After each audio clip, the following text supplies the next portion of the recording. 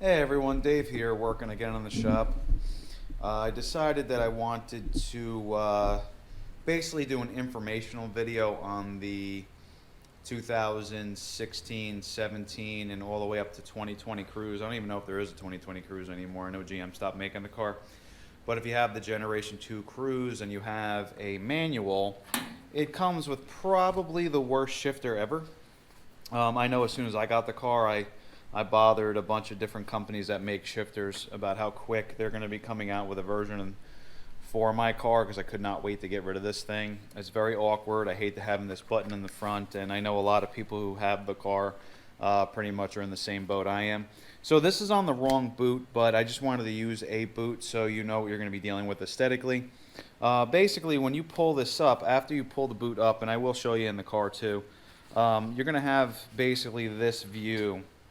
From the top, you're going to see this attaching point, and this is the reverse lockout. So when you hit shift this way to get into reverse and you pull up on the trigger, this actually moves up and down. That's what keeps you out of the out of reverse, so you know when you're driving down the road you don't accidentally put it into reverse.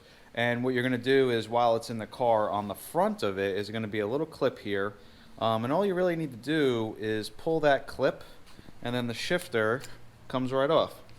And once you get to that point, this is what you're going to see in the car. Now what you're going to see in the car is on underneath, which I'll show you how you can get access to, is you're going to have your shifter linkages, and then you're going to have a frame on the top that's going to need to be removed. There's 4 bolts, and then once you remove that, this will come out after you remove these. So what I'm going to do is pause here, and then I'll show you what's going on inside the car now.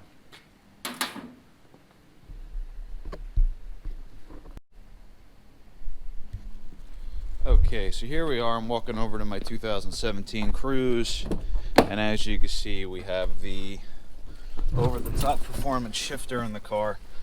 This shifter is great. You know, the only thing I don't like about it is it's pretty cold. Like today it's 35 degrees and I'm bundled up, and if I take this for a drive, this thing stays pretty cold for a while. I actually bought a cloth cover to go over this for the really cold days, just in case I forget my gloves. I have something to help me out. So basically, let's imagine if you have your original shifter in here. How do you get underneath there? Well, the easiest thing to do is literally just pull right here. You can see I did it with one hand. It pops up, and then you can get underneath it, and then there you go. You can get right to the shifter mechanical parts. So there is some insulation, but if you look here, you have your 4 bolts. They're Torx. I believe there's something like a T25, T30, something along those lines. So you pull those out, and then the whole frame comes up, and the shifter pops out. But what you need to do is, right here is a side cover with another bolt up there, and in a minute I'm going to get ready to pull this for you so you can see inside, and then show you how you can get access to the bottom of the shifter. So we're going to pause here, and I'm going to switch over so I can show you that. Okay, here we are, we're back. I just wanted to take a second to undo that one bolt that I was talking about. Here it is.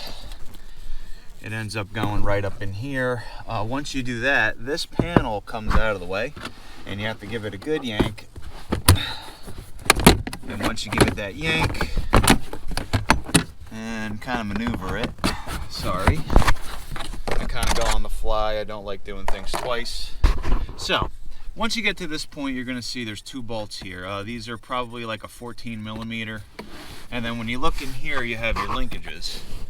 So once you remove the bolts on the top half of that bracket and pull the shifter out of place, you can get to your linkages pretty easy. They literally pop out by hand. If you look, they're just popped into there. And then you look over here, you could actually press that. If you see, there's little tabs right there. You can literally push down on them and it pulls out. And then when you're switching them over to the new shifter, they pop on. They're very easy. Once you get that out of here, you can do it.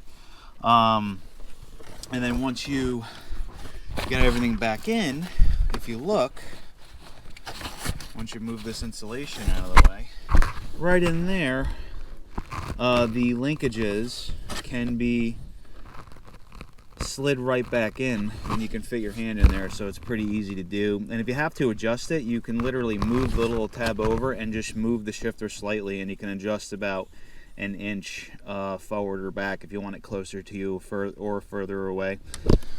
So that's my quick install, because I really didn't find anything online on how to do these, and right now it's 35 degrees, so it's a little hard for me to get in there and pull all this out, because I'm not set up in my shop to show you guys thoroughly. And if you have any problems, you could just message me directly if you need help, but I'll do the best I can to keep content coming on the Cruzes for you guys. Also, I could show you how to put in a boost gauge. I found some vacuum spots on the engine which are almost impossible to find for these cars, but I found it, and I'm actually going to be showing how to install an aftermarket blow-off valve and be able to tap into the vacuum port on the engine and get it tuned for it as well.